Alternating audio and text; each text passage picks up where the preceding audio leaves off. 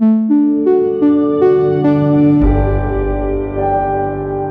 Undeceptions podcast.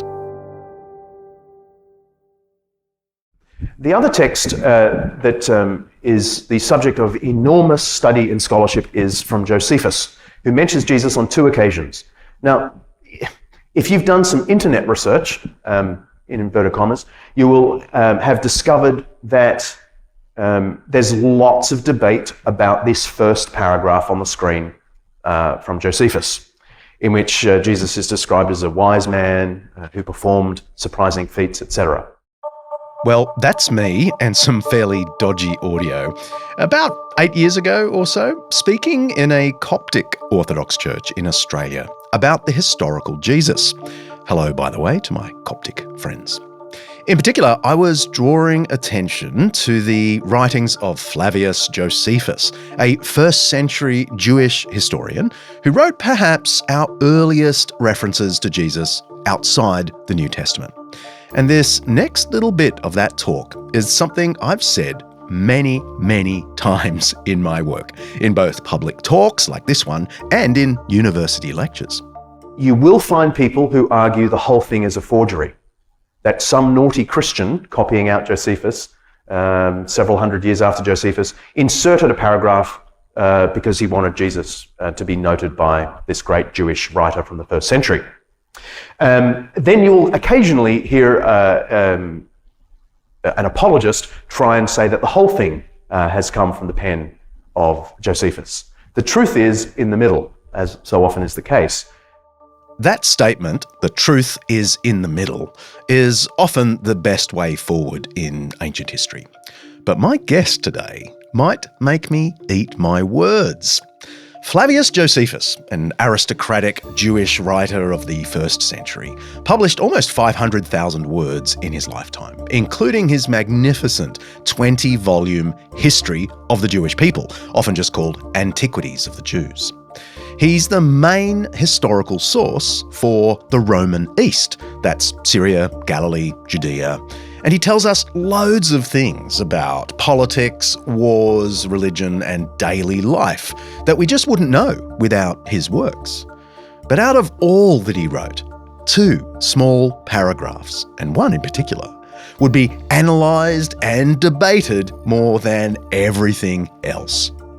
These 90 words or so are of such interest, they get their own name. Sorry to bore you with Latin, but it's the Testamonium Flavianum, the testimony of Flavius Josephus. Here's the typical translation of it. And in this time there lived Jesus, a wise man, if indeed one ought to call him a man, for he was a doer of miraculous deeds, a teacher of men who received truth with pleasure. And he led many from among the Jews and many from among the Greeks. He was the Christ. And when Pilate had condemned him to the cross, at the accusation of the first men among us, those who at first loved him did not cease to do so. For he appeared to them alive again on the 3rd day, given that the divine prophets had spoken such things and thousands of other wonderful things about him. And up till now, the tribe of the Christians, who were named from him, has not disappeared.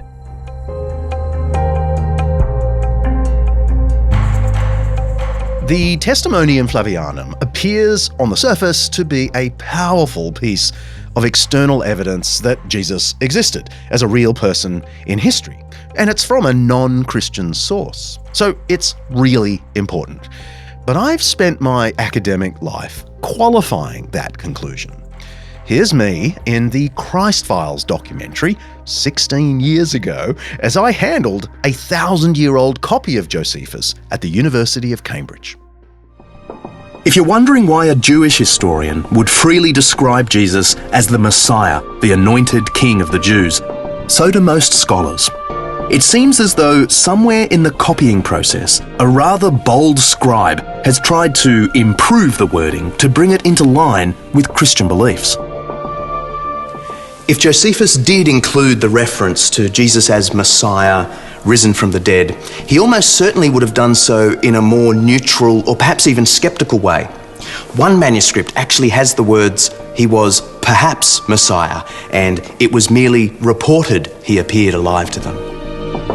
Whatever we make of the two debatable lines, most scholars agree that the references to Jesus as a teacher, wonder worker, and martyr do indeed come from the pen of Josephus. For 20 years or more, I've taught the standard scholarly view of the Testamonium Flavianum. Whether in the Ancient History Department of Macquarie University or the Jewish Studies Department at the University of Sydney, I always outline to students the scholarly consensus about this paragraph.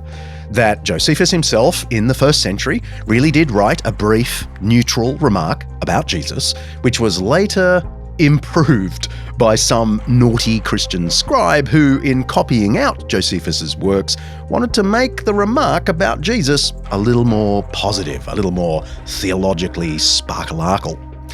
That more amplified paragraph then just got copied by others and became the standard published paragraph read out a moment ago, complete with the obviously fake reference to Jesus rising again and fulfilling all the Old Testament prophets. But after reading a brand new book, the first major work on the topic in decades, and working on this episode, I feel I might need to apologise to my former students. On the details of the Testamonium Flavianum, I might have been wrong. I'm John Dixon, and this is Undeceptions.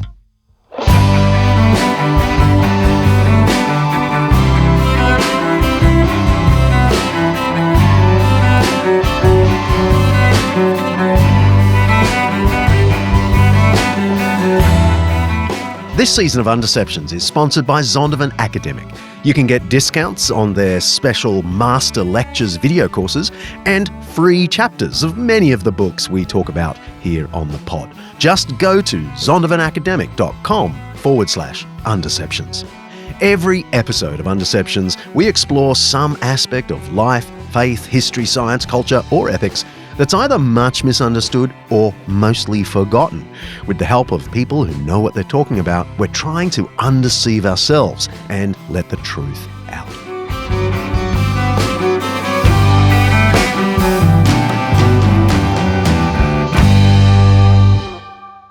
Tom, this has to be one of the most fought over 100-word passages in all of ancient literature outside the New Testament. So I'm thinking, what on earth possessed you to say, oh yeah, I want to jump into that raging ocean of scholarship? I didn't do it intentionally at first. I was in a PhD seminar at Yale University, and it was on the historical Jesus. And I also study, aside from the New Testament, I study Arabic and Syriac Christianity. And I thought, I wonder if there's some way I could combine these two fields. There are Arabic and Syriac translations of the Testamonium Flavianum, of this passage. So I thought I'll write a paper on that. And I did, and that's what first got me on the scent, got me on the trail of this. And I started seeing that this standard argument about how the passage has been tampered with just didn't hold up to the evidence I was seeing and the data I was observing. That's Tom Schmidt, Associate Professor at Fairfield University and a visiting fellow at Princeton University. Tom's particular interest is the historical Jesus and early Christianity. And he's the author of a new book titled Josephus and Jesus, New Evidence for the One Called Christ. It's out now with Oxford University Press. It's peer-reviewed and super nerdy, and it's making a real splash in the field. So much so that some impressed benefactor has paid for a digital version of the book to be made available worldwide free. We'll pop a link in the show notes. Let's start broadly with the man Josephus. Tell me about the man. Give us an overview of Josephus. He was born to a very eminent priestly family in Jerusalem in 37 AD. His father was a priest when Jesus was crucified. Josephus was raised in Jerusalem. He was raised to be a priest. He also became a Pharisee. Some scholars think instead of becoming a Pharisee, he only followed the rules of Pharisees. Nevertheless, he knew all about Pharisees. He became a priest at age 25. At age 25, he also became an ambassador and met with the empress in Rome.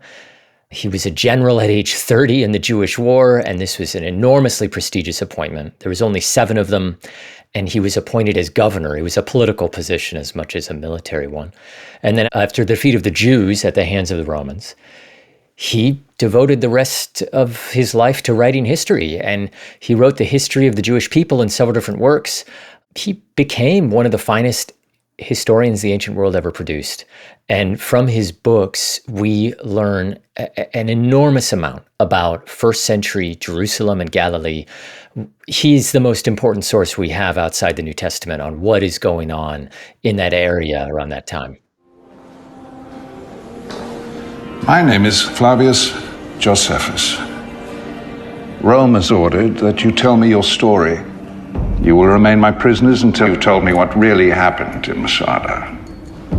So tell me the truth, tell me your story, and do not, on any account, ever waste my time. All that interests me is the truth. Your lives depend upon it. That's a clip from The Dove Keepers, a 2015 TV series produced by Roma Downey and Mark Burnett. They're pretty big deals in Hollywood. And that was New Zealand actor Sam Neill, better known as Dr. Alan Grant in Jurassic Park. But there he's playing Flavius Josephus, chronicler of the Roman siege of Masada in AD 73. The show didn't fare well with critics. The Hollywood Reporter said Neill's gravitas lent weight to, quote, what is otherwise goofball. A shame, really, because the story of Masada is epic, tragic, and deeply human. If you're curious, there is a 1981 miniseries about it, starring Peter O'Toole. The point is, Josephus is our main source for the First Jewish-Roman War. That's 66 to the year 70, although there's a little mopping up operation in Masada in 73. That war includes the fall of Jerusalem and the temple's destruction. His is the only surviving account of Masada, where Jewish rebels chose to die by their own hands rather than surrender. Josephus also gives us invaluable details about daily life, about the different kinds of Jews, Pharisees, Sadducees, Essenes. He gives us loads of information about Herod's massive temple renovations. When it comes to understanding first century Galilee and Judea, there's no more detailed source than Josephus. How do you rate him as a source for the Roman East? You're saying there's nothing that matches it. Huge. Yeah, especially for Judea and the Jewish people. There's nothing that really comes close to him. He has complicated perspectives. I'll say perspectives instead of bias, because, of course, he says he's Jewish. He says that he's Pharisee, but he could be interpreted as betraying his people in the war against Rome. Can you just tell us briefly about that flip to become quite pro-Roman as a Jew? Yes, and a general fighting against the Romans.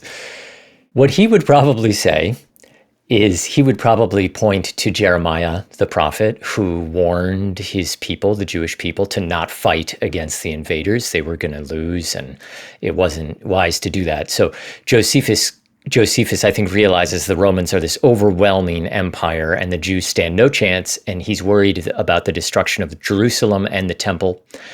And he's captured by the emperor, or the future emperor Vespasian, and he starts helping him to try to get the Jews to surrender. And it doesn't work, and of course the temple's destroyed. So he would say he was trying to rescue the Jews. Obviously, you could interpret it differently, that he was betraying them. So if you take a sympathetic view, he's just a realist who understands what the Jews were up against at the time. Mary Beard, the celebrated Roman historian from Cambridge University, who replied to one of my tweets the other day. Woohoo! My work here is done. Anyway, she brands Josephus the luckiest traitor ever. Why are you laughing your head off at me? Producer Kaylee is laughing. Others view Josephus as a simple pragmatist who knew that history was on the side of the Romans. Regardless, when Emperor Vespasian returned to Rome as emperor, Josephus went with him. He spent his remaining decades in the city writing really important works and rubbing shoulders with emperors while dealing with the fallout of siding with the Romans. And when we were come to Rome, I had great care taken of me by Vespasian, for he gave me an apartment in his own house, which he lived in before he came to the empire.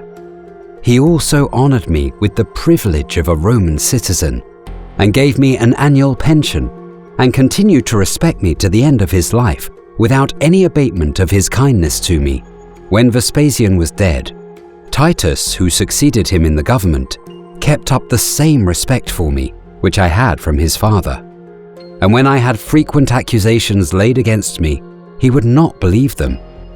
And Domitian, who succeeded, still augmented his respects for me, for he punished those Jews that were my accusers, and gave command that a servant of mine, who was a eunuch, and my accuser, should be punished.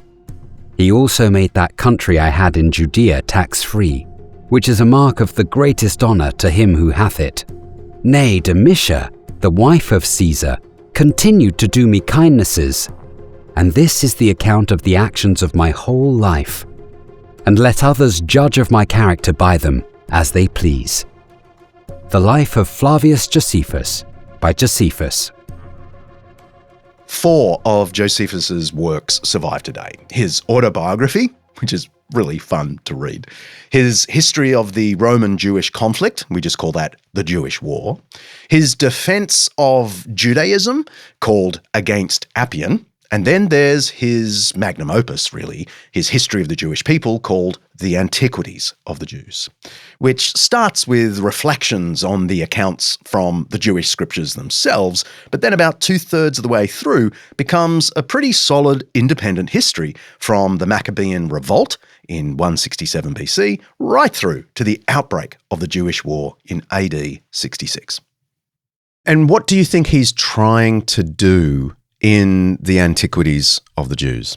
He has a complicated task. The Jews have been obliterated by the Romans in 70 AD. There's enormous amount of bias against Jews amongst the Romans and amongst the Roman elites. His people have been destroyed and scattered. So he's writing this work for a number of reasons. He's writing these historical works to preserve Jewish history. He's also writing it to defend Judaism in the face of this unrelenting criticism and bias and stigmas.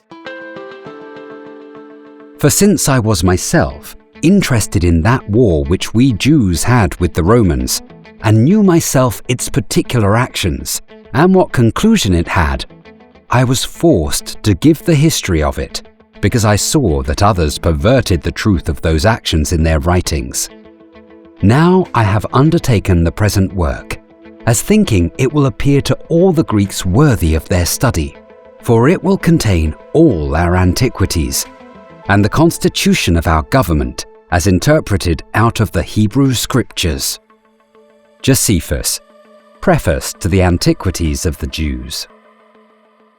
So he's trying to make Judaism intelligible, sympathetic in the eyes of elite Greeks and Romans. And so he's retelling Jewish history and explaining Jewish customs in a way that will be sympathetic in the eyes of the Jewish otherwise enemies, the Greeks and the Romans. Some people claim he's defending the emperor, but he critiques the emperor at times. He doesn't seem to be this full-throated apology for the Romans. But it's complicated, there's people who he's allies with who he actually, it turns out, doesn't really like, so he compliments them, but then will critique them at other times. He's a very complicated man. Do we have any indication of how his work was received in the period in which he wrote it? I mean, how successful was he in the late 1st century? We do have some indication. He tells us, now his perspective could be biased, but he tells us that he presented this work to the emperor and to the next emperor as well, the son of Vespasian. He also describes presenting it to Herod Agrippa II, who's the last surviving king of the Jews. He's mentioned in the New Testament. He comes up in the book of Acts. So he forwarded his documents to the Herodian dynasty, the last vestiges of the Herodian dynasty. We also know he got criticism. There was a Jewish writer named Justus of Tiberias who deeply criticized Josephus. He wrote a book critiquing Josephus. Josephus writes a response to this. We have Josephus's response, but we don't have the actual book, the original book that was written, other than scattered references. So we know that some people didn't like what he had to say, but they mostly, Justus critiqued Josephus's conduct as a general. He doesn't seem to have critiqued Josephus's history of the Jewish people, so to speak. Josephus's writings are a treasure trove for historians, but we have to read him in context, like any source really. He was right in the thick of the religious and political turmoil that he describes, and that inevitably shaped his views. But that's normal in ancient history. Every source has an angle. We might say pejoratively, a bias. So take Tacitus, the greatest of ancient Rome's historians. He was very committed to one particular noble vision of what it meant to be Roman, and very dubious about how some of the emperors interpreted Rome's noble vision. And that colours his account. How could it not? Now, Josephus has a double perspective, a double bias, you might say. He's a Jew, writing for a Roman audience that was often suspicious of Jews. But he's also conscious of the need to defend his own reputation as a Jew who sided with the Romans in the war. And he famously exaggerates. He'll say things like, the smallest village in Galilee had 15,000 people. And there's no way that's true. But he doesn't seem to make things up entirely. Time and time again, historians and archaeologists find a solid core of fact in the things Josephus tells us. So it's complicated, but Josephus remains an extraordinarily valuable source. Just how valuable? We'll explore that after the break. This episode of Undeceptions is sponsored by Zondervan Academic and their new book, Reading the Bible, a literary guide to Scripture by Bill Creasy. I sometimes hear people say, I tried reading the Bible, but it just felt, well, impenetrable. And I get that. Parts of it can feel like wandering through a desert of names and numbers. But what if you read it not just as a holy book, but as literature, with all the drama, the poetry, the comedy, and tragedy of a great epic? That's what Bill Creasy wants to help us do in his new book. Bill taught one of UCLA's most popular courses, the English Bible as Literature, and now he's distilled all of that into a guide that helps us see the Bible not just as a collection of texts, but as a sweeping story. It's insightful, it's fresh, and it just might help you fall in love with the Bible for the first time, or maybe again. You can get your copy of Reading the Bible by heading to the show notes of this episode at undeceptions.com. You're actually supporting the show if you buy a book through our website, by the way. If you want to try before you buy, head to zondervanacademic.com/undeceptions. zondervanacademic.com/undeceptions, where you can download a free chapter.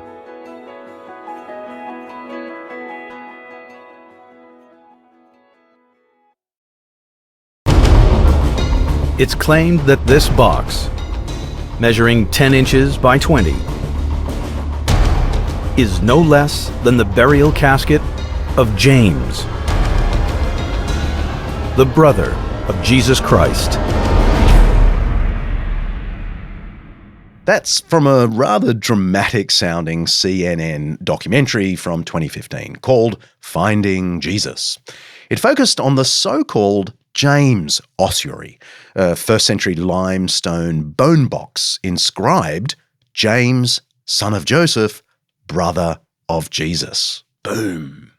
Now, the box itself is genuine, but the inscription has sparked debate. Some top experts think it's original, Joseph Fitzmyer, for example. Others suspect it was added later, or at least the words brother of Jesus were added later. No firm verdict yet, though it's probably best not to include it in our dataset of evidence for Jesus. That said, the scholarly jury has delivered its verdict on another reference to James, brother of Jesus, one found in passing in the writings of Josephus. Now, Josephus mentions Jesus twice in his big work, The Antiquities of the Jews. Once in what we call Book 18, just think of it as Section 18, and once in Section 20. And it's this second one in Section 20 that mentions Jesus only to name-check his less well-known brother, James. Because Ananus was of this persuasion, he considered he had a fitting opportunity, since Festus had died and Albinus was still on his way. He assembled the Sanhedrin of judges, and bringing before them the brother of Jesus who was called Christ, whose name was James, and certain others, he made an accusation against them as breakers of the law, and delivered them over to be stoned. This is a fascinating passage. Like you said, it's very brief, but you can wring a lot of good details out of it. It describes the high priest, Ananus II, calling James, the brother of Jesus, to be executed. And he sets up a Sanhedrin. He has James and a few others executed illegally, and he's defrocked. He's removed from the high priesthood by the Romans. What's interesting here, number one, he mentions Jesus. He mentions the brother of Jesus as well. And he also indicates, if you read, between the lines, that James was apparently of very significant standing in Jerusalem around 62 AD when this event happens. We know this for several reasons. One, because it's apparent that the high priest, the most important Jewish leader amongst the Jews at the time, was willing to risk his high priesthood to have James illegally executed. And that tells us that James must have been a threat. He must have been leading a very significant movement in Jerusalem that the high priest disagreed with. And then secondly, Josephus tells us that it wasn't that the Romans got wind of this illegal execution and they thought, well, you're breaking our laws, we're going to remove the high priest who did this.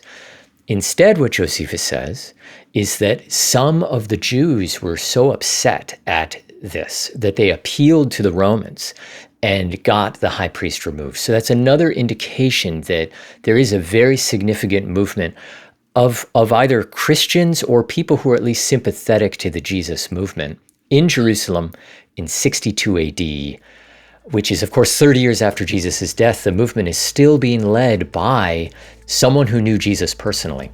It's a remarkable, remarkable passage.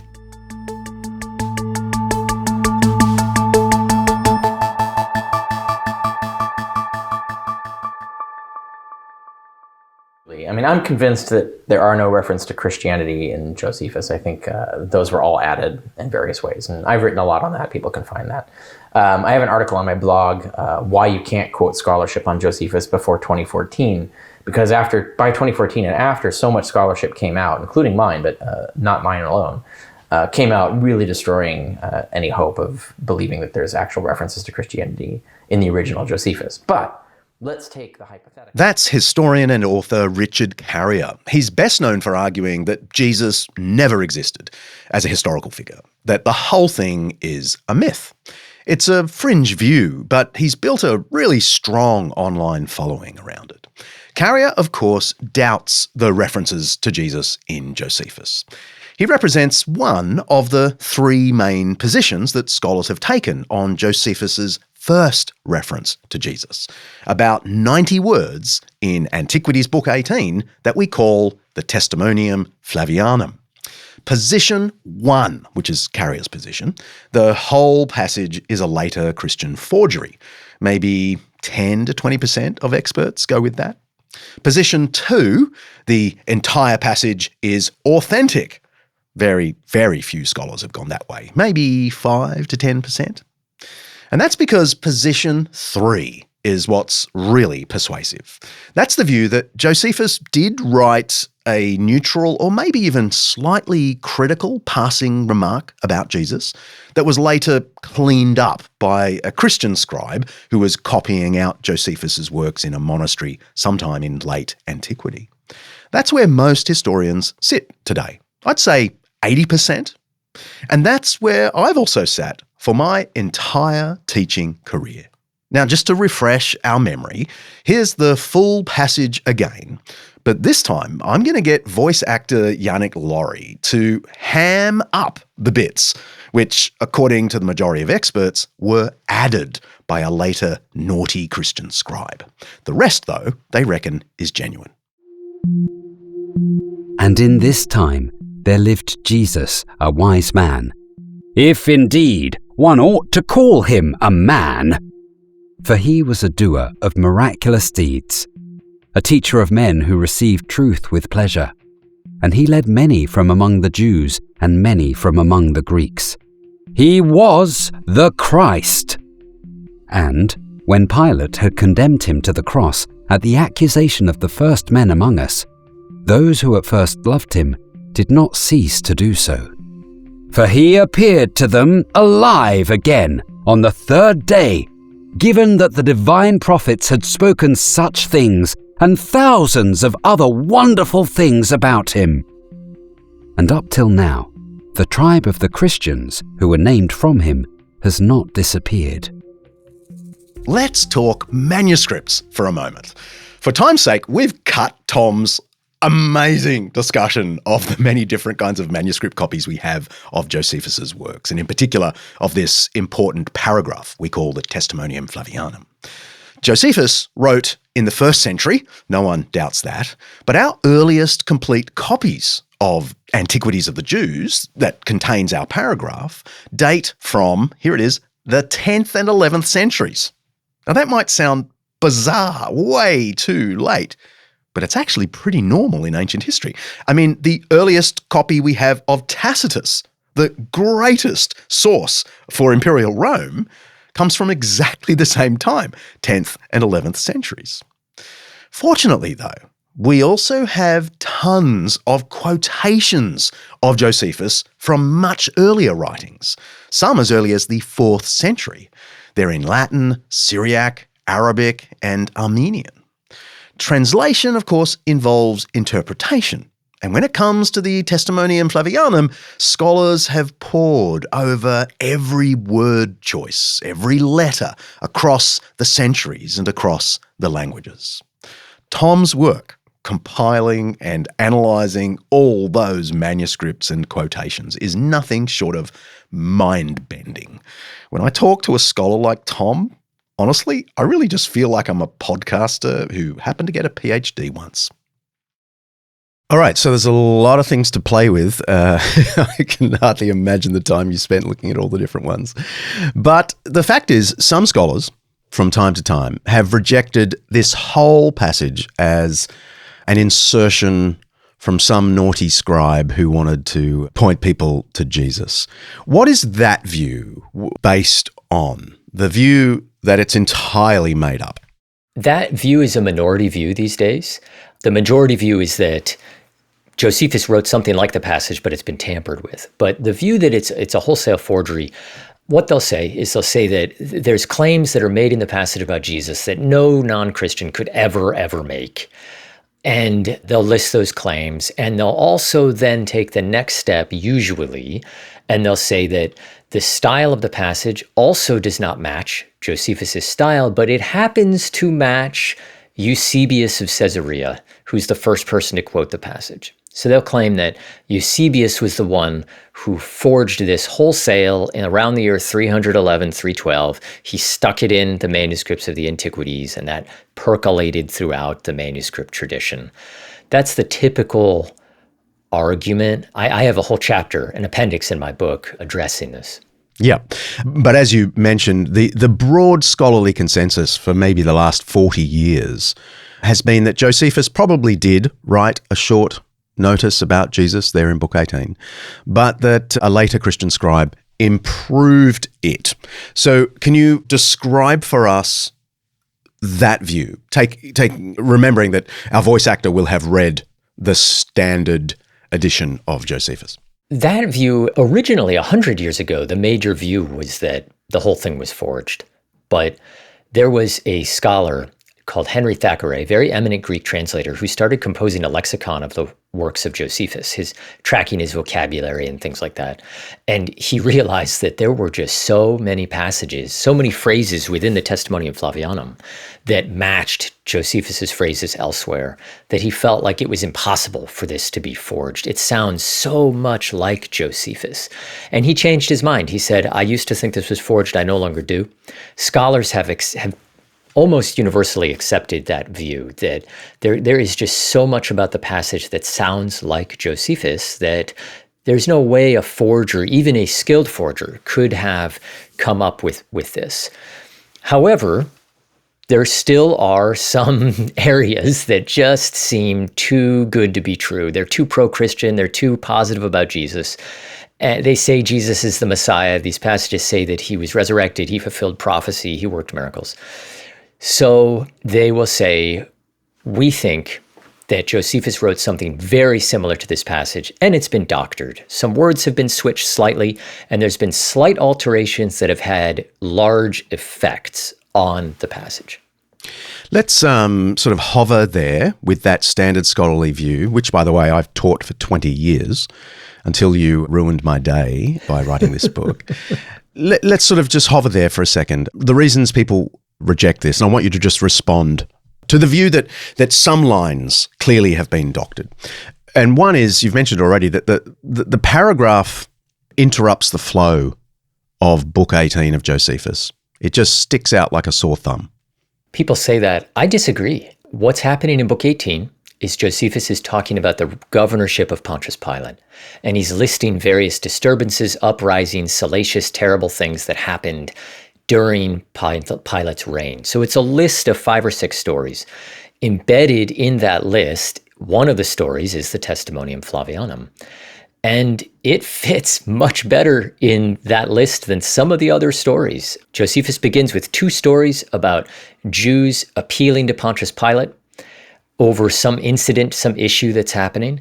And the 3rd story is the Testamonium Flavianum, where again, Jews are appealing to Pontius Pilate, in this case, to have Jesus executed.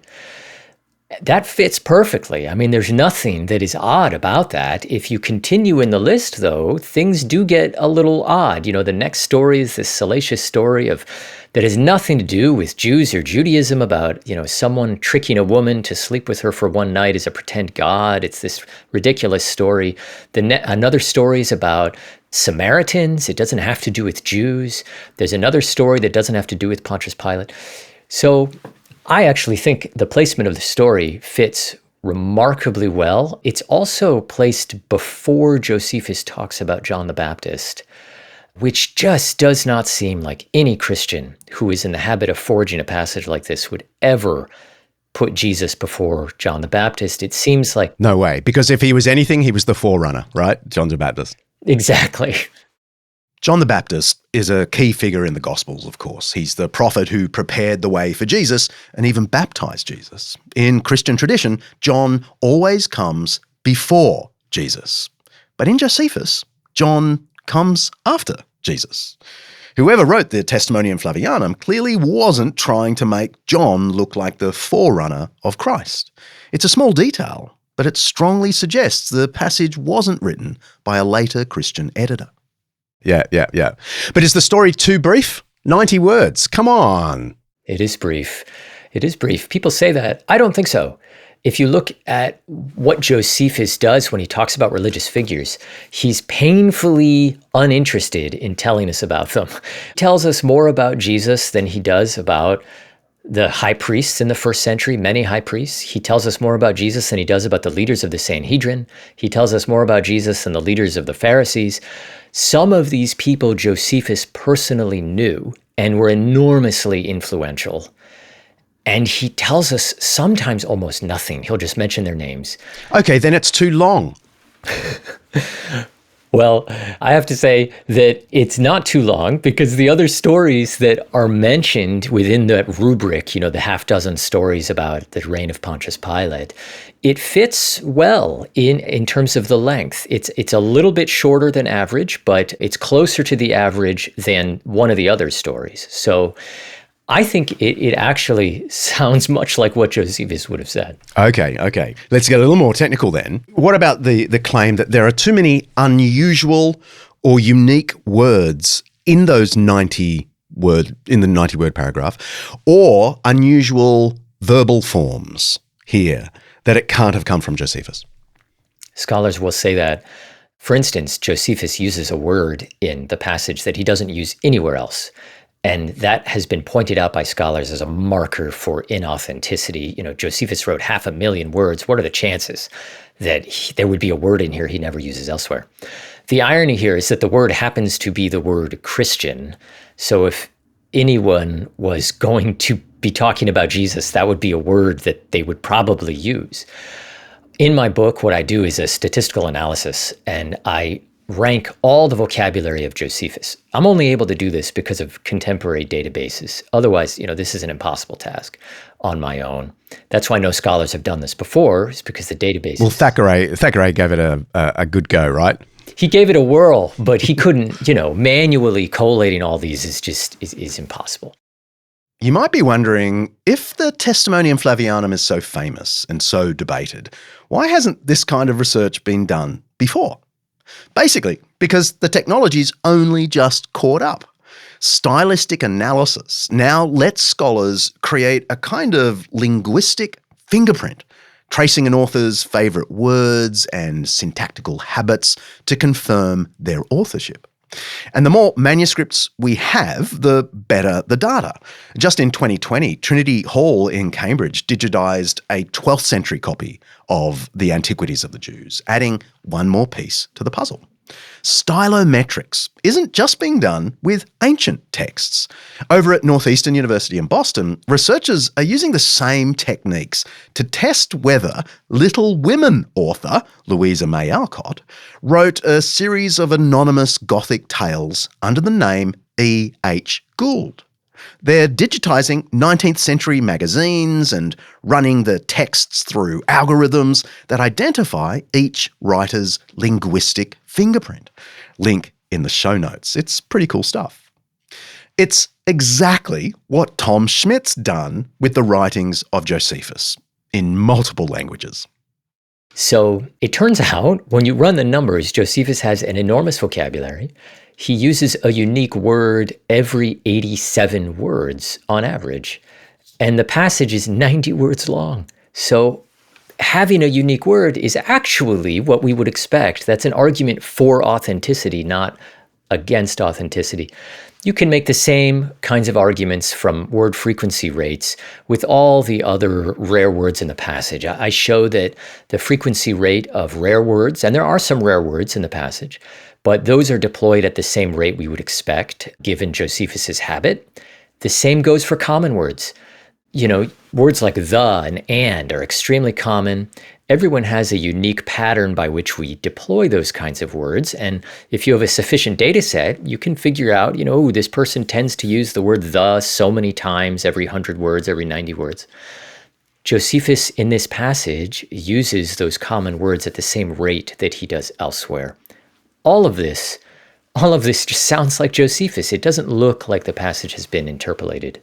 Then there are the several expressions that sound to many of us that they cannot have come from a non-Christian Jew. Let's take them in turn and tell me how you read them. I mean, after calling Jesus a wise man, it says, if indeed one can call him a man, surely that's some naughty scribe going, no, Jesus is divine. How dare you, Josephus, say he was just a wise man? That's how many have read it. That's how I read it too.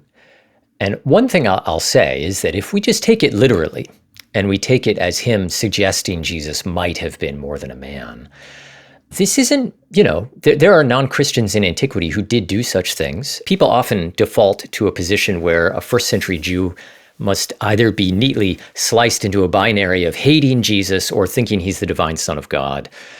that is simply not how first century Jews worked. There's a whole spectrum of belief about Jesus. And so a Jew wondering about the status of Jesus is not necessarily calls for suspicion. Note that Josephus isn't saying he's divine, he's wondering about this. However, if you look at the actual Greek of this passage, you can read this as an insult. That's because the phrase, if it's fitting to call him a man, is used by other Greek authors as a derogatory remark to demean someone's morals, to question if it's fitting to call them a man. And that word man, it's not the Greek word for human, anthropos, it's aner, so more indicating maleness, manliness. So he could be making a dig at Jesus' status as a, virtuous man. And I think that's how many people and many ancients who quote the passage understood that phrase.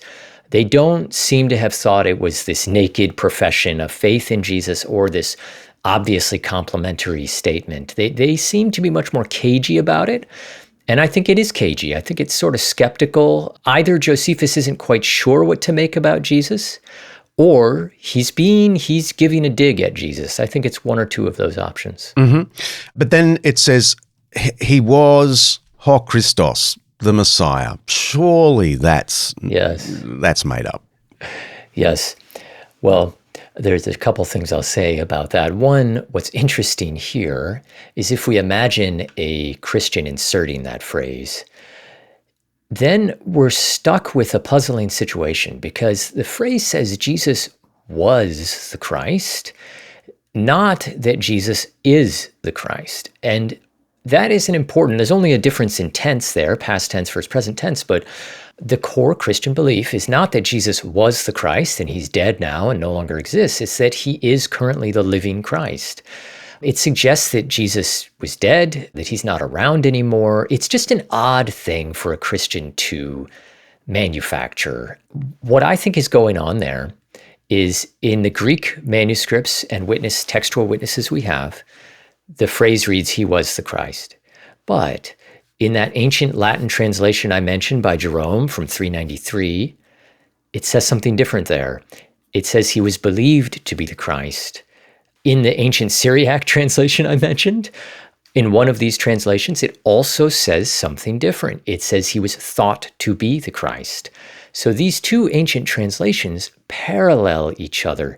What's curious is that in that second passage about Jesus that Josephus writes about James, the brother of Jesus, he doesn't say Jesus was the Christ. He says Jesus was called the Christ. So you have these two ancient translations that match one another, roughly, and they also seem to match roughly how Josephus refers to Jesus elsewhere.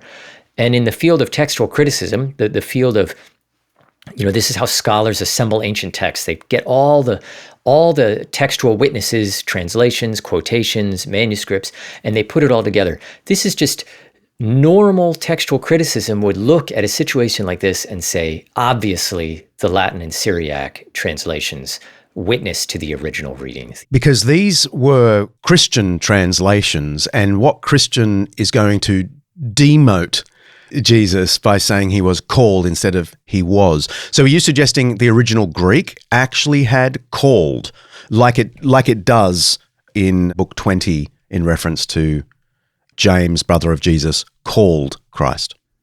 It could have. It could have been called legomenos in Greek. It could have been pisteomenos or something, I believe. It could have been a number of other Greek synonyms, but something that indicates Jesus was only considered to be the Christ. So did a naughty scribe drop out that one word in this passage? Is that your theory in the Greek passage? That's the question. Yeah. Traditionally, people think, yes, an unscrupulous scribe decided to just carefully omit the phrase, whatever the phrase was called, was thought, was considered the Christ. But there is some problems with thinking it was a conscious omission. And one is what I've said before, that it uses the past tense. You would think that the scribe would have just said is, A second reason is that if this was intentional, it was almost a singular failure. And that's because this passage is quoted by Greek authors, 18, 19 times in antiquity. Only once amongst the 18 or 19 times that this passage is quoted does one of those authors go on to say, Josephus calls Jesus the Christ here. All the others do not say that. There's a couple that are a little ambiguous. It's unclear. But what this means is that you would have to argue that some scribe intentionally made this change, and the change was then not noticed by so many other people who continued to assume that Josephus was not a Christian. Indeed, Origen, the great 3rd century writer, doesn't he not explicitly say Josephus did not believe Jesus was the Christ? This is sometimes used as an argument for why that passage was never there. Correct. But what you're saying is that may better be explained by the fact that Origen's version had something that indicated Josephus didn't really believe he is the Christ. Precisely. A passage that just said he was thought to be or he was considered to be the Christ. This might sound complicated, because it is. Origen was a 3rd century Christian writer who had access to one of the great libraries of the ancient world in Caesarea on the coast of Israel. He had a copy of Josephus. Now, Origen explicitly says Josephus did not believe Jesus was the Christ.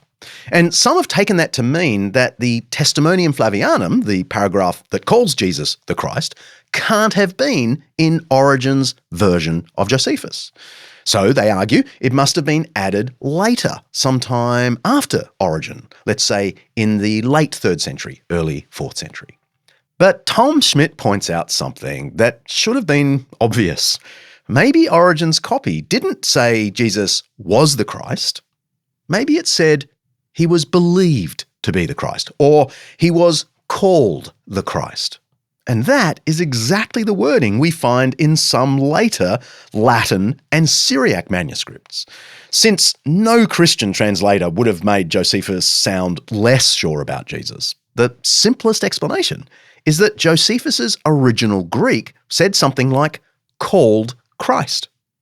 Somewhere along the way, through accident or editing, that one little Greek verb dropped out, leaving copies that simply read, he was Christ. I hope that's clearer than mud. Okay, but surely the hardest one, you can't get around this one, Tom, come on. That Josephus then says, after 3 days, Jesus appeared to them alive, just as the prophets had said all sorts of wonderful things about him. It seems that way, doesn't it? It seems like this open confession of faith in the resurrection and an affirmation that Jesus fulfilled Hebrew prophecy, none of which seems likely for Josephus to have said as a non-Christian. The key thing about this passage is the word appear, and that's the word phino or phinomai in Greek. And when I was doing stylistic analysis of Josephus, and I was looking to see if Josephus uses the same words and phrases elsewhere, I came to this passage, and I'm looking to see, does he use the same, combination of words we see in the Testamonium Flavianum here? Does he use it elsewhere? And it turns out he does. He uses phinomai and similar constructs elsewhere. And when you look at how he deploys it, it's very interesting because he will often use phinomai not to mean appear, as in physically be obvious and present themselves to someone. He will use it to mean seem or appear to be so, but not actually so. And there's probably the best example of this is when Josephus is retelling the famous and terrible story in the Old Testament of Joseph being sold into slavery by his own brothers, who then take his cloak and they have to tell their father what happened to their brother. They don't want to tell him what they really did. So they put animal's blood on the cloak and they bring the cloak to their father. And Josephus describes this as they bring it to their father Jacob and they show him the bloodied cloak so that, quote, it would seem to him that Joseph was killed by beasts. He uses the same exact grammatical construction with phinomai plus the technical term is a participle with the dative, just like he does in the Testamonium Flavianum. He obviously means it only seemed to Jacob that Joseph had been killed by beasts because he wasn't dead at all. He had been sold into slavery. And there's several examples of this. This is how Greek grammars describe how the word can be used. This is not, an ad hoc solution that I'm developing out of nowhere. This is a legitimate way to interpret it. It's also how ancient Christians took the passage, because again, we've got those 19 folks who quote the passage, and again, the vast majority do not report that Josephus, in their commentary, their comments on the passage, they don't say, hey, look, he says Jesus was actually resurrected. They just ignore this aspect of it, even though it would have aided their arguments immensely to use Josephus in this regard, to say Jesus actually was resurrected. So I think clearly Josephus means to say not that Jesus appeared to them alive again after 3 days, but that Jesus appeared to them to be alive after 3 days. And that whole thing about the prophets is subordinated to the word seem or appear to be, that it seemed to them he was alive again because of their understanding of prophecy or what have you. Mm-hmm. Yeah, so he's really just reporting the Christian belief in the resurrection and fulfillment of prophecy. And the verb he uses tends toward a slightly negative tenor. Is it that what you're saying, that it's something that seems to be the case but probably isn't or might not be? Yeah, it's something that seem is a good synonym for us, that it seemed to them that he was alive again, implying that Josephus does not think he was alive again. He thinks they were mistaken. It's hard to capture the finer meanings of it. There is, some hint in this word that the disciples thought that Jesus appeared to them, but Josephus doesn't think that actually happened. They are reporting what they believe they have visibly observed, but Josephus doesn't think that's the case, much like how Jacob, with the cloak of his son Joseph bloodied, is visibly seeing something but misinterpreting what he is seeing to come up with something false. What's groundbreaking about Tom's work is that he offers a completely plausible reading of the Testamonium Flavianum, the whole thing, as genuinely from Josephus. So far, I'm about 78% convinced. But that raises the obvious question, one that could either strengthen or weaken our confidence. Where would Josephus get his information about Jesus? I often tell students when we look at the philosophy of history that one of the key questions we have to ask of any historical source is, was the author in a position to know what they're talking about?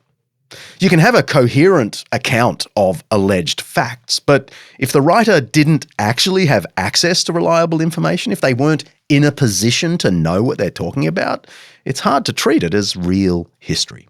So, how did Josephus know anything about Jesus? That's after the break.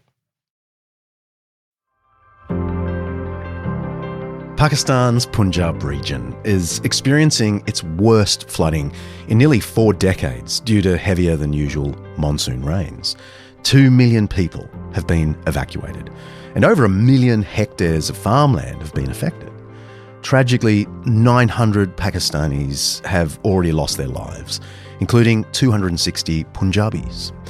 Anglican Aid's on-the-ground partner is providing victims with basic essentials like food, drinking water, tents, mosquito nets, and medication.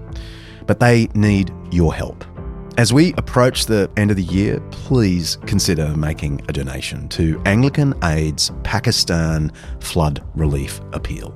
Before spending money on holidays or Christmas shopping, why not throw them some of your excess? Donating is super easy. Just go to anglicanaid.org.au/undeceptions. anglicanaid.org.au/undeceptions.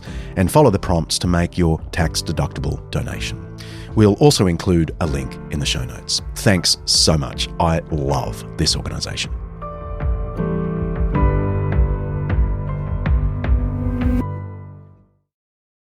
You know, considering how many people and friends we have in common, I think we ought to get together one evening. What about tomorrow night? Tomorrow night? Oh, yes, I know her very well. Strange she should have a Russian first name, isn't it? Tomorrow night, considering she comes from... That's part of a skit from the 1970s UK sketch comedy show, The Two Ronnies. A bit of indulgent name-dropping at a dinner party. It's an almost perfect example of comic timing and social satire. Oh, I mean, until recently, she was the red light district's Lois Turner. Oh, I think that's rather fair on Lois Turner. Lois Turner's rather nice, I always think. Rather well-groomed. I always feel her hair's very Natalie Dunn. Well, simply because Natalie Dunn's a very good hairdresser. The trouble with Natalie Dunn is she can't do anything without consulting her horoscope. Horoscope? Horoscope, that twit? Don't tell me she moves in his moronic orbit. Ronic orbit? Who's Ronic orbit? Come on, I've had enough. Are we going to stand here and let them bore us rigid? Let's go and see that guy standing over there. Who's guy standing? Well, who's Boris Richard? Name droppers. Josephus was pretty well connected, both to Jewish elites back in Judea and Roman elites in his new home. And he was a bit of a name dropper. That might make us cringe a little all these years later. But Josephus lived in a world that didn't value humility the way we do. His name dropping, though, is historical gold. It gives us a window into real people and events that we might have never known about otherwise. One of the most remarkable parts of your research, you actually trace Josephus's personal acquaintance with the very people, the very priestly family that was involved in handing Jesus over to the Romans and indeed executing James 30 years later. This was incredibly fascinating. I was reading it and I was thinking, why did no one do this before? So can you outline for us, as briefly but clearly as you can, what are Josephus's direct connections with this important family in Jerusalem? Josephus was a man of enormous interpersonal connections. He knew all sorts of people. I mentioned he was from an eminent priestly family. He was also from a family descending from kings as well. And he tells us, he writes an autobiography, and in this autobiography, he, name drops all sorts of people that he knew.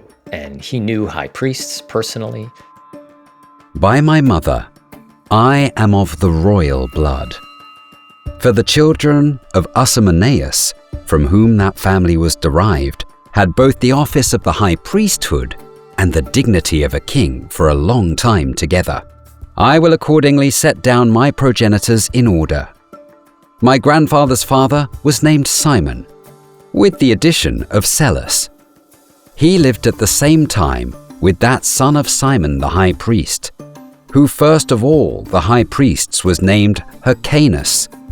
This Simon Celis had 9 sons, one of which was Matthias, called Ephlius. He married the daughter of Jonathan, the high priest, which Jonathan was the first of the sons of Asmoneus, who was high priest, and was the brother of Simon the high priest also. The Life of Flavius Josephus, by Josephus. He knew the head of the Sanhedrin. He knew Herod Agrippa II, the last king of the Jews. He was friends with him, actually. And his commander, his direct commander in the Jewish war, it turns out, was a gentleman named Ananus II. Ananus II was the high priest who had James, the brother of Jesus, executed. So Josephus knows the man who killed Jesus' brother. Ananus II, Josephus' commander, was a member of the most powerful family in Jerusalem. It was a family that supplied 6 or 7, depending how you count, high priests in the first century, perhaps more. And there's only about, 15, 16 of these guys. So this family is enormously influential. And Ananus II's father, so Josephus' commander, Ananus II, his father is Annas, the high priest, who in the Gospels supervises the trial of Jesus as, I guess we would call it, high priest emeritus. He's sort of the former high priest who still has a whole lot of power. Alongside Caiaphas, right? And Caiaphas is the brother-in-law of Josephus's commander as well. So Josephus is quite well connected to this family who is intimately involved in the Jesus movement. The father and brother-in-law of his commander had Jesus executed, and his commander had Jesus' brother executed. And Josephus is related to others as well. For instance, he knows the head of the Sanhedrin, Simon, who's the head of the Sanhedrin around the 60s. Simon's father is Gamaliel, who's mentioned in the book of Acts, Rabbi Gamaliel early on, who supervises the trial of the apostles. And there Peter says to the Sanhedrin and Gamaliel, "You murdered Jesus." Gamaliel surely was at the Sanhedrin trial of Jesus. And so this is another connection. Josephus knows another person whose father had Jesus crucified. Just a reminder, the Sanhedrin was the Jewish ruling council, about 70 members based in Jerusalem, and they oversaw religious, political, and judicial matters. Rome recognized the authority of the Sanhedrin, but sort of limited its power, especially in cases involving capital punishment. Now, in the Gospels, Jesus is brought before the Sanhedrin's leaders, the high priests Annas and Caiaphas, and he's accused of blasphemy. They couldn't impose the death penalty, but they handed Jesus over to the Roman governor, Pontius Pilate, who could give the death penalty, and did. By the way, it's a super complex history, the trials of Jesus, so go to episode 150, called Jesus Trials, for some excellent analysis of what happened. So, when Josephus mentions the first men accusing Jesus, these are the people he means, the high priest, the chief priests, and the elders of the Sanhedrin. Now, Josephus often says he met with the first men of Jerusalem. And given how soon he was writing after these events, it's entirely possible he knew some who were there at Jesus' trial. In fact, Tom says it's likely. You even proposed that Annas II was old enough by 62, when he executed James, to have actually been an adult in 30.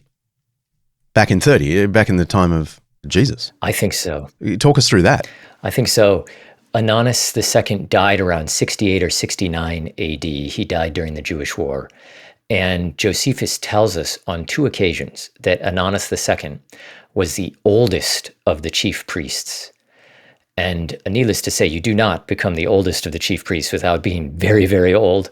And if he was the oldest of the chief priests in 69 AD, it's quite easy to estimate that he clearly would have been in his 70s, maybe 80s by the standards of the ancient world.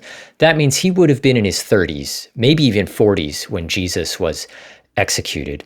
So when his own father and brother-in-law were interrogating Jesus, he would have been a full-fledged adult. He would have been one of the most powerful men in Jerusalem of this high-ranking priestly family. The question I ask in my book is, can we place Annas II, the commander of Josephus, can we place him at the trial of Jesus? We know he was old enough to be there. We know his father conducted the trial. We know his brother-in-law, Caiaphas, was also at the trial. But was he at the trial? And I think the answer is yes, I think he was. And there's several lines of evidence for this. One is that Josephus mentions in the Testamonium Flavianum that it was the first men among us who had Jesus executed. And then elsewhere, Josephus says many times, I knew the first men, I knew them.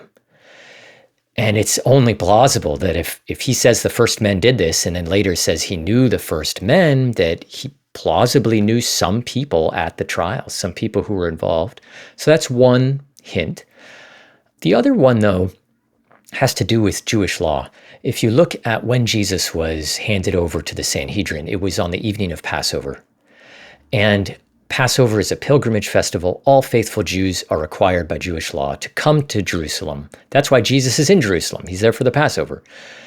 To come to Jerusalem, to get a Passover lamb and eat it with your patriarch, the patriarch of your family, and you're supposed to be in the residence of your patriarch and spend the night there.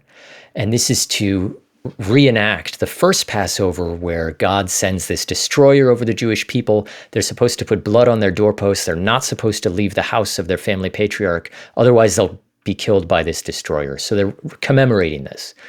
And what this means, if you put the pieces together, is that Josephus' commander on the evening of Passover would have been in the house of his father celebrating the Passover meal and spending the night. And if you read the Gospels, where was Jesus brought for trial? He was brought to the house of Annas, the father of Josephus' commander. So I argue that Josephus' commander would have been required to be there in the house of his father on the evening of Passover at the precise time and place Jesus was brought. The bottom line of all of this is that the usual suggestion of scholars that if Josephus had written about Jesus, he got his information from broad rumor in Rome, really from Christian propaganda. Whereas you have set a firm ground to say there's no reason to suspect he didn't get this from the first man among us. I totally agree. Yeah. In my book, I go through about 10 possible candidates of famous Jews whom we know, one of whom is Annas II, another is Gamaliel. But there's others that I mention. Josephus has, when you start looking at his social network connection, he has extraordinary access to the circle of Jesus, to Jesus's enemies. For instance, he's connected to Herodias and Salome, the woman who danced for the head of John the Baptist. He has connections with them. He may have known Salome directly. There's many other examples of this that I bring forward. So indeed, he is not presenting an account of Jesus based on hearsay or rumor. He's embedded in Jerusalem in the 30s, 40s, and 50s. He knows the movers and shakers. He knows the people and the families who are involved in the execution of Jesus. In fact, all of the 4 named Jewish individuals who are responsible for the death of Jesus in the New Testament. So this is Annas the high priest, Caiaphas the high priest, Herod Agrippa II, and Gamaliel. Josephus knows the families of each one of those. Potentially knows members of the family who were at the trial of Jesus. So you're talking about a man with extraordinary access to the enemies of Jesus. This means that what he has to tell us about the Jesus of history is of immense worth to us as historians. It's the combination of insights that makes Tom Schmidt's research so potentially significant. He's probed the most plausible original text of the Testamonium Flavianum, and he's untangled Josephus's amazing web of connections with the very Jerusalem elites who were present at both Jesus' trial and the later death of Jesus' half-brother James. Tom argues that Josephus's account of Jesus comes not from Christians he might have known, but from the men who dominated Jewish life in Jerusalem from the 20s AD right through to the 60s AD.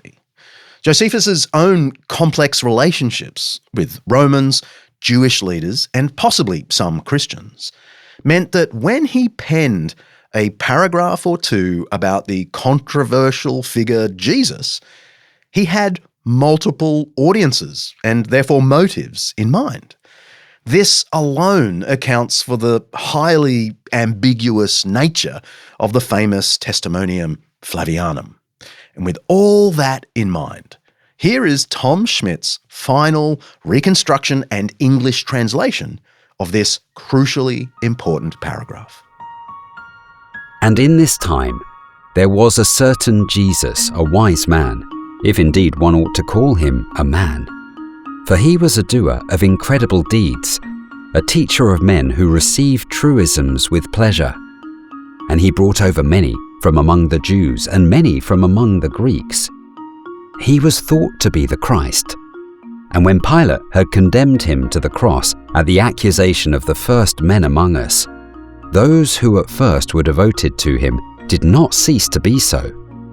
For on the third day it seemed to them that he was alive again, given that the divine prophets had spoken such things and thousands of other wonderful things about him. And up till now, the tribe of the Christians who were named from him has not disappeared. Can you briefly tell us, as commentary, what you think Josephus is and isn't saying about the figure? First, he places Jesus in the time of Pontius Pilate and the high priesthood of Caiaphas, exactly what the Gospels proclaim. He says that Jesus was a teacher. He says that he was a wise man. Now, that word wise to us is positive. In Greek, this could indicate just being a philosopher or a religious teacher, someone who's clever or sharp. He says that Jesus was known for working miracles. He actually says he worked miracles. And this is common in Jewish hostile accounts of Jesus. So he views Jesus as a miracle worker. He says he had many disciples. He says he was thought to be the Christ or somehow considered to be the Christ. He says that the first men among us accused Jesus before Pontius Pilate, and that Pontius Pilate handed Jesus over to death to be crucified. And then he says that the disciples, though, did not abandon Jesus. They did not give up, but that 3 days later, it seemed to them that he was alive again in fulfillment of Jewish prophecy, and that the Christians, the tribe of the Christians, still existed. So what this tells us also is that that story about the resurrection of Jesus was not, according to Josephus, was not something that developed generations later. According to Josephus, this is something that occurred on the third day, where the disciples were claiming this, that Jesus was alive again. The same goes for the miracles of Jesus, that Josephus does not view these as, later legendary developments necessarily. He reports them as if they happened. This is all the more remarkable because Josephus is very capable of critiquing charlatans, pretend magicians, false prophets. But he doesn't call them signs or powers the way Christians referred to them. He called them paradoxa erga, baffling, weird deeds. Shocking, yes. He uses, the Greek has many words for miracles, and he doesn't use the positive ones. He uses paradoxa. We might translate it as paranormal deeds, something where it's supernatural, but there is something about it. Where is this coming from? Is it demonic? Is it malevolent? How is he doing this? So he's suspicious, not so much of whether they're supernatural, but whether they are divine or from a malevolent source. I was really intrigued by your sort of conclusion, trying to wrap it all up. You're not necessarily saying Josephus is trying to be neutral or critical or positive. He's not undecided necessarily about Jesus. I was intrigued by your suggestion that perhaps because Josephus has so many concerns about what his readers will think of what he's saying, and he probably knows that the tribe of the Christians were a point of some controversy, that he uses language that is deliberately able to be interpreted neutrally or negatively, or even at points positively. Is that what you feel? I'm not the only one who theorizes this. There's other scholars who've theorized this in the past, that Josephus is being intentionally cagey or a bit ambiguous about this. This is something he does elsewhere. He will often keep his cards close to the vest, so to speak. He obviously is not being openly positive about Jesus, but he also is not being openly critical either. His words are ambiguous enough that you kind of read them and you scratch your head thinking, well, what does he really think about this Jesus guy? And I think he did that intentionally. And whether it was because he himself just didn't know how he felt about Jesus, or because he knows that his audience is divided, maybe he disagrees with his audience, so he just wants to sort of give an account that will, it's a political maneuver where he's trying to say what happened, but he doesn't want to give a judgment necessarily on it. So he just describes it in these terms. And this is common to Josephus. He will do this elsewhere. So regarding what he himself, his estimation of Jesus, whether he thinks Jesus was a good guy or a bad guy, I would say he either is cagey enough to not tell us, or he himself doesn't really know. Since reading Tom's book a month or so ago, I've already had to rethink a few things. I was teaching a doctoral class on the history of Jesus here at Wheaton College just last month, and my lecture on Josephus suddenly needed some fast editing. For years, I've walked students through the standard view. Josephus's paragraph about Jesus isn't a total forgery, but it's not completely original either. Most scholars say that if you delete 3 lines, the one about him being hardly a man, the one about him being the Christ, and the one about him being raised from the dead, you're left with a kind of neutral statement that likely came from Josephus himself. This time, though, I added something new. After laying out the usual material, I said to my students, I might actually be wrong about all this. Hi to any of the students listening, by the way. You've got your exam in a week. Good luck. Anyway, I told my students I might have been wrong for the last 25 years of teaching. I explained Tom's findings and said that I'm about 78% convinced that Tom's right. I even predicted that scholarship will probably reassess the Testamonium Flavianum in light of this work. Tom may not convince everyone, but if I'm any indication, he might partly convince many. So what's my remaining 22% of doubt based on? Well, I have a few small linguistic quibbles, mostly around the phrase paradoxa erga, baffling deeds, but you don't have to worry about that. But if I'm honest, most of my hesitation isn't intellectual. It's sociological. I've spent my career trying to keep my teaching about the historical Jesus within the mainstream of scholarship, not veering off into mere apologetics. Accepting Tom's analysis would be a step outside the mainstream, at least for now. And that makes me nervous. But even as I say that, I know it's not a great reason to resist such a compelling argument. My doubts are psychological more than logical. So I suppose I'll just have to admit it. I'm a work in progress. I wrapped up my time with Tom by asking him a few bigger questions about his approach and what his findings might mean. A recent review of your book from a well-known Christian publication described it something like the most important work of apologetics in a decade. And when I read that, I get the heebie-jeebies because we have a tradition here at Undeceptions of being a little bit cautious about mere apologetics, an industry that is sometimes known for using any old argument, even bad ones, to promote the Christian cause. I know that's not what the reviewer meant. They meant it positively because in America, that word still has currency.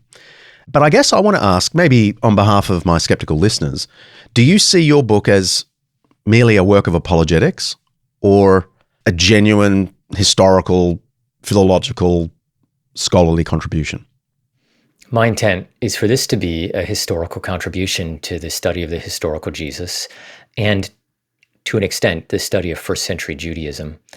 I set out in this book believing that the passage was not authentic, that it had been tampered with.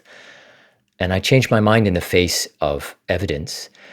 The book is published with Oxford University Press. It passed peer review multiple times, anonymous peer review by other scholars, very accomplished scholars. The book has advanced blurbs from scholars who are not Christian apologists, scholars that, I'll say. I'm looking at it right here in my hand. Yes, they're at Harvard Divinity and Yale Divinity School and Princeton University. These are not places known for Christian apologetics by any means.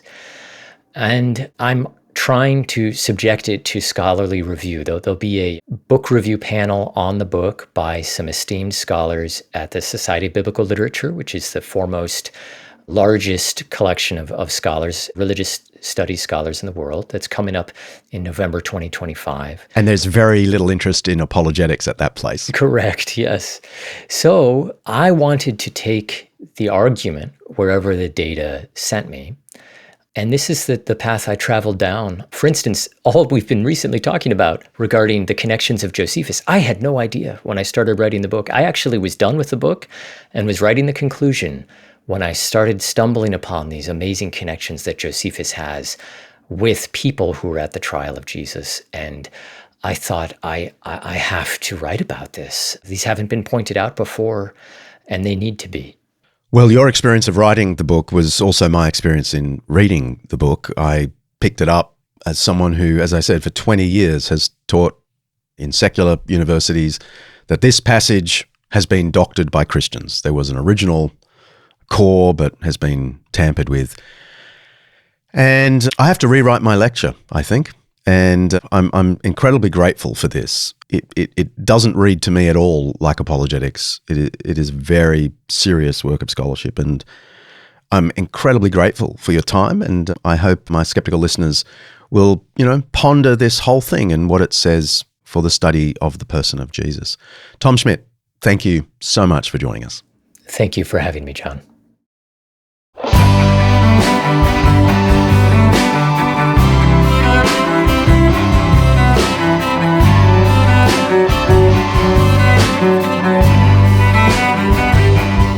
If you like what we're doing, there are a bunch of things you can do to really help us out. You can go to Apple Podcasts and give us a review, or you can go to undeceptions.com and pick up one of our t-shirts from the store. You can become an Undeceptions Plus subscriber and get access to a bunch of extras and our special Facebook group. And if you really want to help our team, please consider making a donation. Go to undeceptions.com, click the oversized yellow donate button and see where the wind blows. While you're there, send us a question by audio or text and I'll try and answer it in the upcoming Q&A episode. See ya.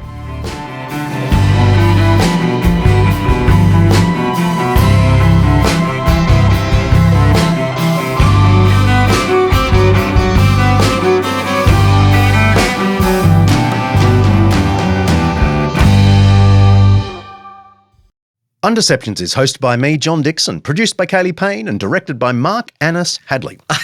There's got to be a better way of saying that. I mean, it's Annis. Okay.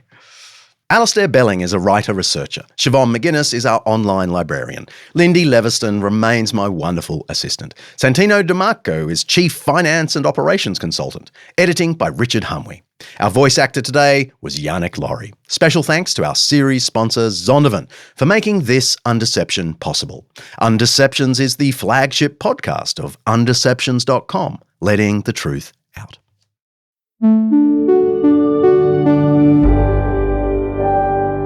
An Undeceptions podcast.